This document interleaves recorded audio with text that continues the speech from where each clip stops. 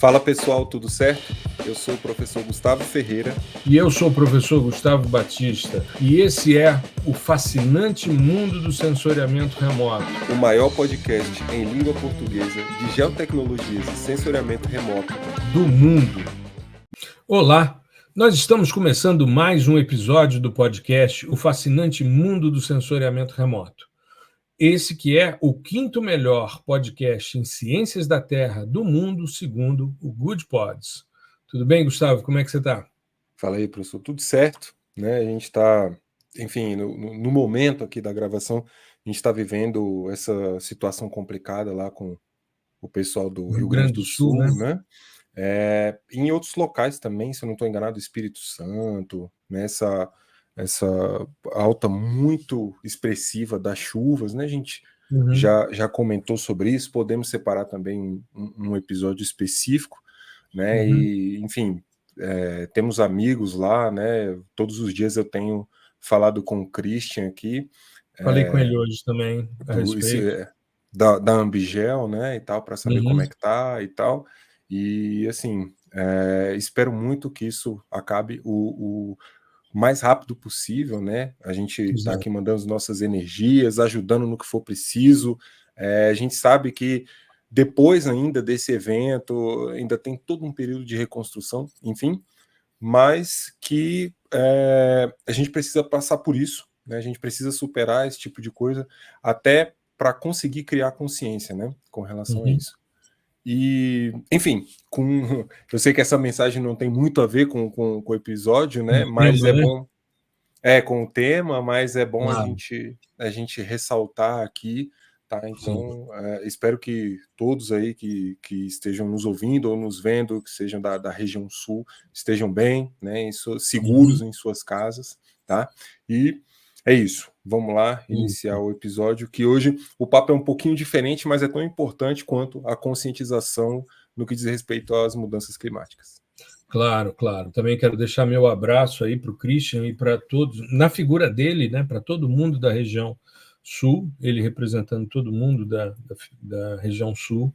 E hoje, inclusive, falei com ele, hoje foi um dia complicadíssimo, ele saiu de casa justamente porque estava a água já chegando, enfim, saiu com água na canela, né, carregando o menino, enfim, mas graças a Deus estão bem, e se tudo der certo, em breve estão voltando para casa com toda a segurança, com toda a tranquilidade, né? Ficam aí as nossas orações para que todos fiquem bem de forma geral, né? Isso.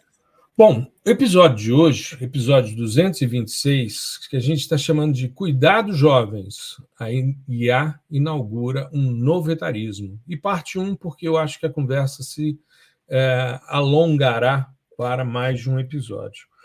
Eu queria começar salientando uma discussão que tive, né, uma reflexão que fiz após assistir uma aula que está ocorrendo, é um minicurso da FAAP, organizado pelo Luiz Felipe Pondé, em que ele chama várias pessoas, e num episódio específico ele chamou uma pessoa que eu admiro muito, que é o Walter Longo.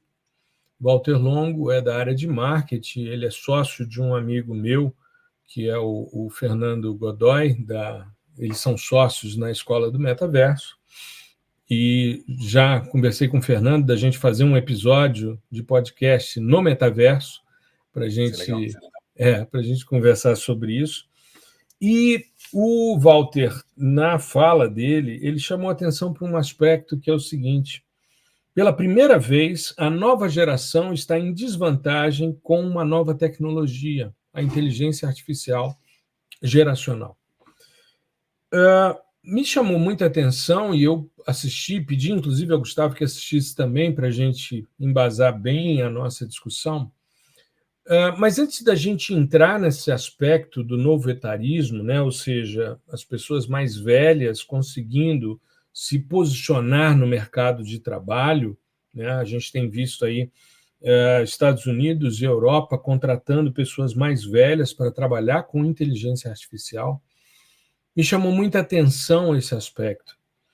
E eu vou, né, junto com o Gustavo aqui, a gente vai discutir um pouco esses aspectos, baseado nessa discussão que eu achei extremamente importante, mas eu queria, antes de falar sobre isso, entrar numa outra discussão que assisti recentemente também nas redes sociais, um pediatra que eu gosto muito, pediatra e sanitarista, Daniel Becker, e ele mostrou num post que fez, num Reels, ele mostrou 2 vídeos que são extremamente emblemáticos para a gente poder compreender esse aspecto que o Walter trouxe da atual geração não ter condição de explicar tão bem a inteligência artificial geracional para os mais velhos. É a primeira vez que isso está acontecendo. Normalmente, quando surge uma nova tecnologia, são os mais jovens que explicam para a gente como é que a coisa funciona. Vou pegar o exemplo aqui do Gustavo, que tem a idade dos meus filhos, né? Toda vez que surge um portal novo de processamento em nuvem, uma linguagem nova de programação, eu recorro a ele, que é mais novo do que eu, bem mais novo do que eu, né? Aliás, eu sou mais velho que o pai dele, e tenho ali condição de entender as coisas com muita habilidade, com muita competência. Beleza. O Daniel Becker trouxe 2 gráficos que me chamaram muita atenção. O primeiro deles foi a curva temporal do desenvolvimento, né, do desempenho no PISA. O PISA é o Programa Internacional de Avaliação de Estudantes, é uma prova, né, de ciências, matemática e leitura, que é aplicada de 3 em 3 anos em 81 países para adolescentes de 15 anos. E o Daniel mostra que, ao longo do tempo, quando chega em 2012, há um declínio vertiginoso nessas 3 componentes: ciências, matemática e leitura, a partir de 2012. O que a gente tem em 2012, Gustavo? A disseminação dos smartphones para, principalmente, o público mais novo. Sim. Ou seja, são 12 anos aí que a gente está vivendo de pessoas observando seus telefones, caminhando e interagindo o tempo todo aqui. Muito bem. Um outro aspecto interessante que o Daniel mostra no seu post é uma outra linha, uma outra variação temporal do percentual de crianças e adolescentes que têm problemas para encontrar sentido na vida. Essa linha vem se estabelecendo e, quando chega também em 2012, ela tem um crescimento exponencial. E esse crescimento exponencial é maior nas meninas do que nos meninos. Estamos falando de crianças e adolescentes que não veem sentido na vida. Isso gera processos depressivos, isso gera questões de autoestima, isso gera aspectos relacionados à falta de sentido no viver, e a gente começa a ver uma quantidade muito grande de suicídios. Muito bem. Então, 2012, a gente tem esse marco, declínio no desempenho global de ciências, matemática e leitura, 15 anos, pessoas de 15 anos nesse período, e também um aumento exponencial nessa problemas para encontrar sentido na vida. Muito bem. Aí a gente volta ao aspecto do Walter Longo. Ele salienta um aspecto importante. Para você trabalhar com inteligência artificial, porque a gente já falou diversas vezes aqui que inteligência artificial a gente vai remontar a Alan Turing. A gente vai buscar isso na Segunda Guerra, quando Turing vai decodificar códigos nazistas que mudavam com uma velocidade muito grande, e dali toda a inteligência artificial se estabelece. Depois disso, os sistemas de machine learning, depois os sistemas de deep learning, né? Você vai melhorando o processo. Em sensoriamento remoto e em geotecnologias, isso sempre fez parte. Para a gente fazer uma classificação supervisionada, nem que seja por mínima distância, você precisa informar ao algoritmo o que é o que para treiná-lo. Isso é inteligência artificial. Muito bem. Então, para a gente não é novidade, e a gente já discutiu aí quem tem medo da inteligência artificial, a gente já falou sobre ética, né? A gente, inclusive, eu queria ter trazido a Lu para falar com a gente, foi a nossa convidada no episódio em que nós falamos sobre ética na inteligência artificial, mas ela passou por uma cirurgia recente, então ainda não está, né, com condições de participar, mas beleza. Conversei muito com ela sobre essa discussão que a gente está fazendo hoje. O Walter Longo chamou atenção para um detalhe. Por que a inteligência está inaugurando um novo etarismo? Para você trabalhar com inteligência artificial geracional, que aí a gente tem um marco aí que é ChatGPT, novembro, há 2 anos atrás, em novembro de 2 anos atrás, né, 2022, se não me falha a memória, a gente tem o ChatGPT surgindo e criando, né, textos a partir de prompts, de questões ali propostas. E por que está havendo um novo etarismo, Gustavo? Porque é uma interface amigável, então eu não preciso ter grandes habilidades. As coisas, né? Exato. E é legal porque, como a gente percebeu, não foi uma grande empresa que veio com isso, não foi uma Google, não foi uma Microsoft, não, foi uma empresa menor que traz essa capacidade com uma interface super amigável. Você tem ali um campo para você escrever sua pergunta, seu texto, sua dúvida, o que for, mas você precisa, para trabalhar com esse tipo de inteligência artificial, de imaginação, repertório e extensão vocabular. E aí, amigo, entra num ponto-chave. Você precisa de leitura. Exatamente. Essa questão é muito importante, assim. Bom, eu não posso falar pela minha geração inteira, né? Mas, pelo menos assim, no meu mundo, eu sempre tive essa ideia de que é preciso ler para escrever e ouvir para falar, né? Então antes, você tem que ter como se fosse quase um acúmulo de conhecimento, vocabulário de fato, né? Não só em termos de linguagem, de comunicação, né? Português, inglês e tal, mas de outras linguagens também, né? A matemática, a física, a química.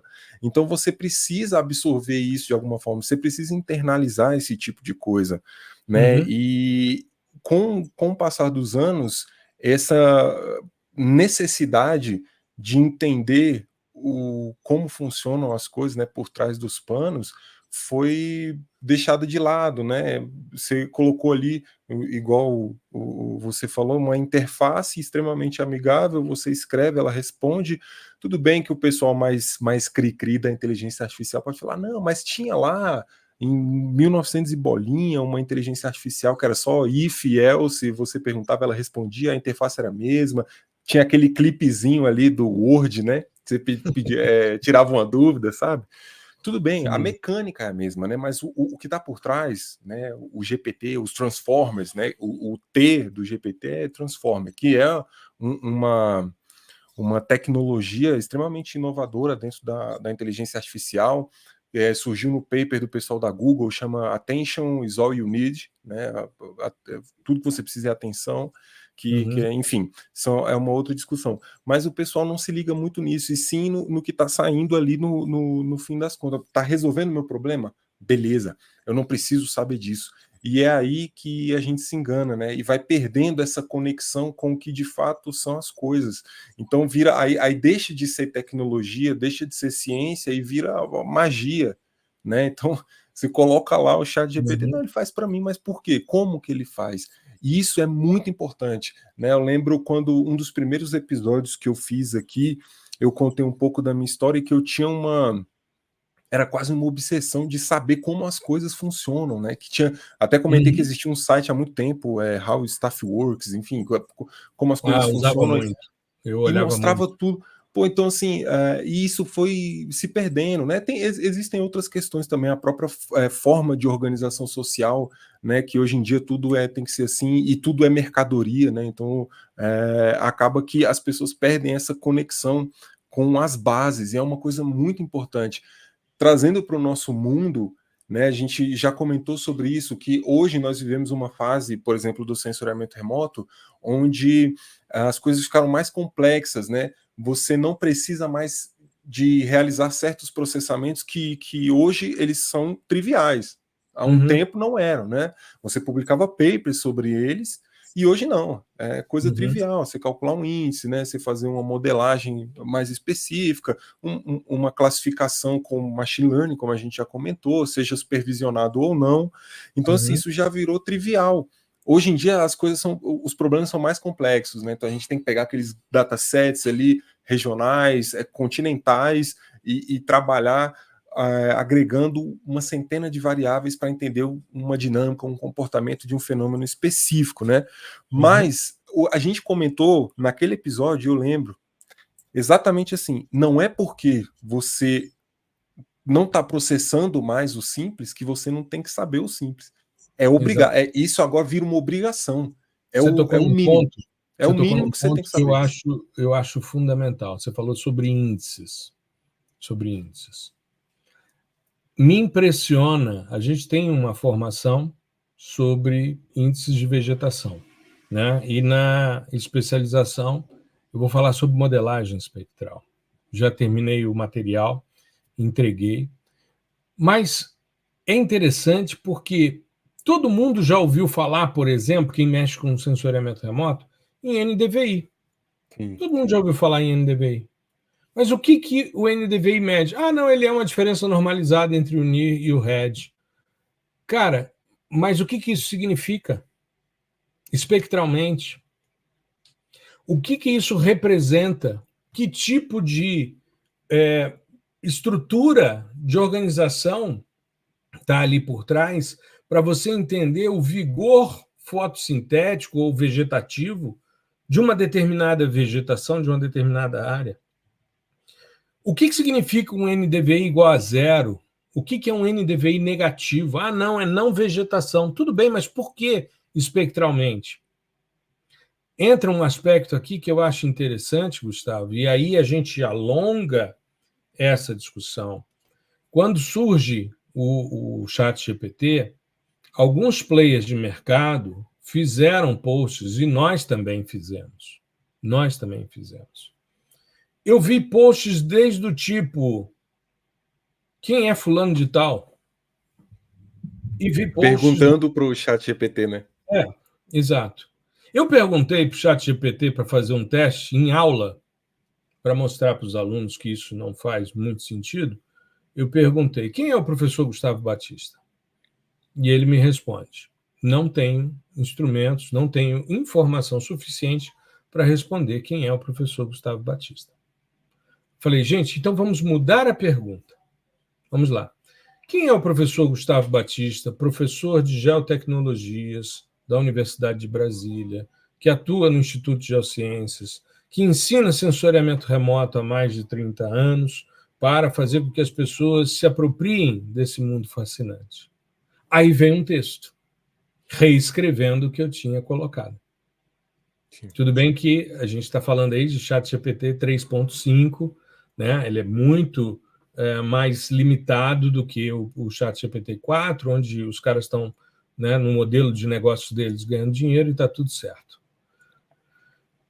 Mas eu fiz uma pergunta ao ChatGPT no início, logo que saiu, tanto que eu fiz o post dizendo: perguntei a uma inteligência artificial, porque na hora eu nem lembrava o nome da inteligência artificial, o que é necessário para um indivíduo se destacar no mercado de sensoriamento remoto.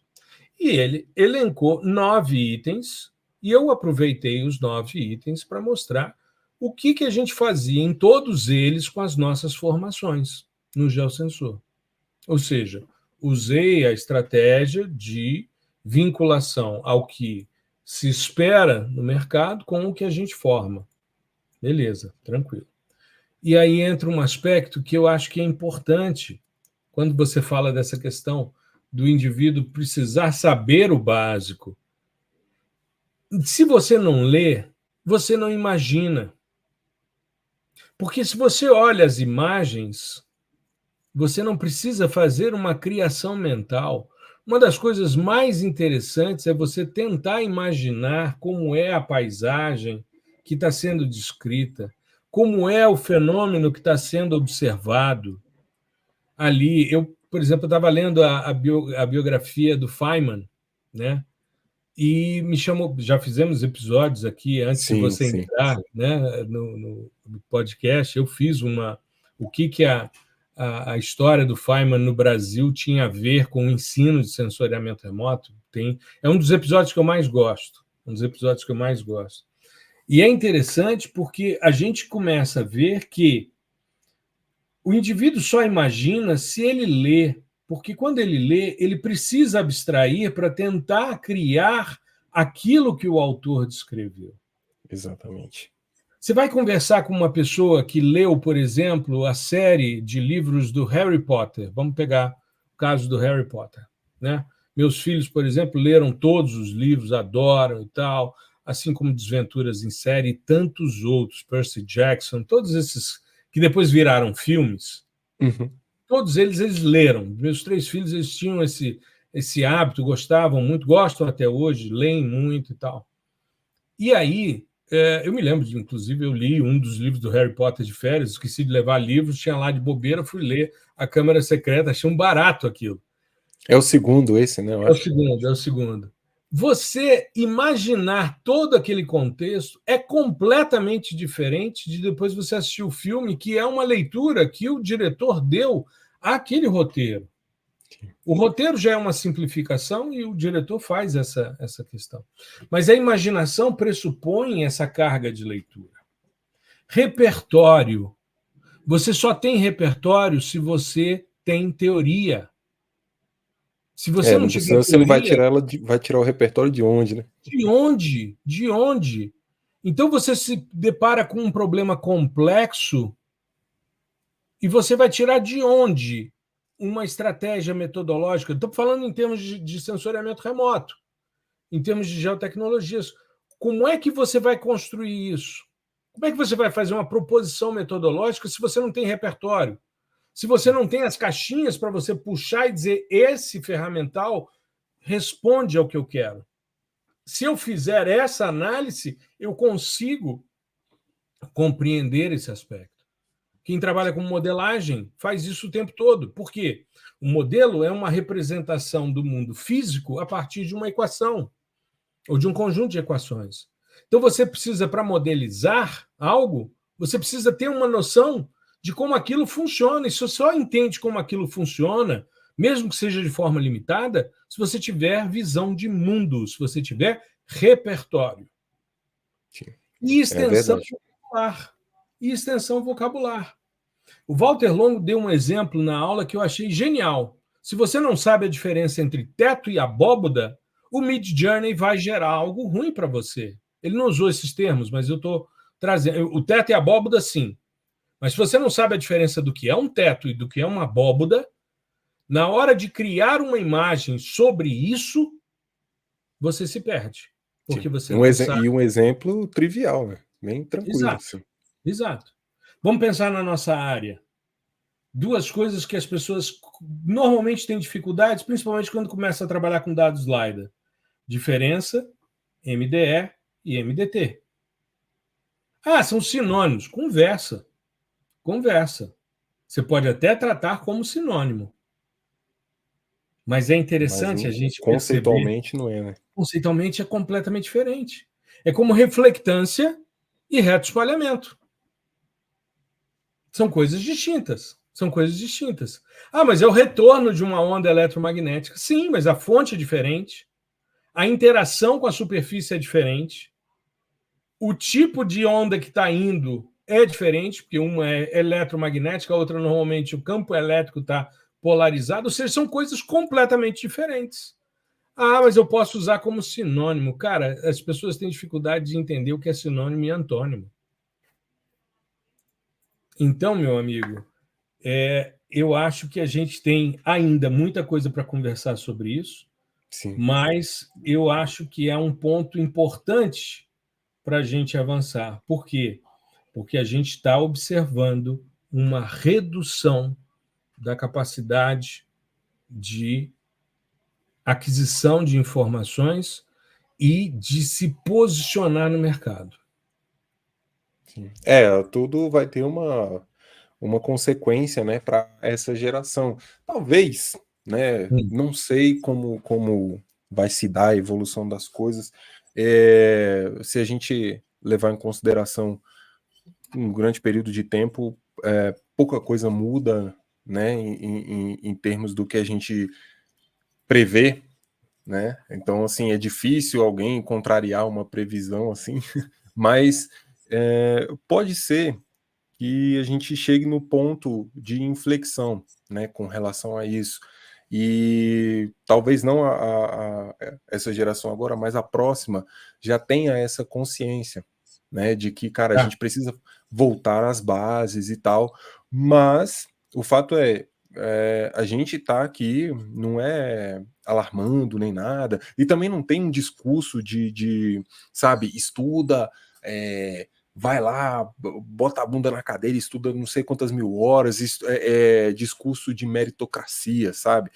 O que a gente está falando é que o que a gente está percebendo e o que os profissionais da área estão mensurando é de fato uma desconexão com os conceitos, com as leis que regem todos os fenômenos que a gente já mapeou, né, que a gente já estudou e que está estudando até hoje.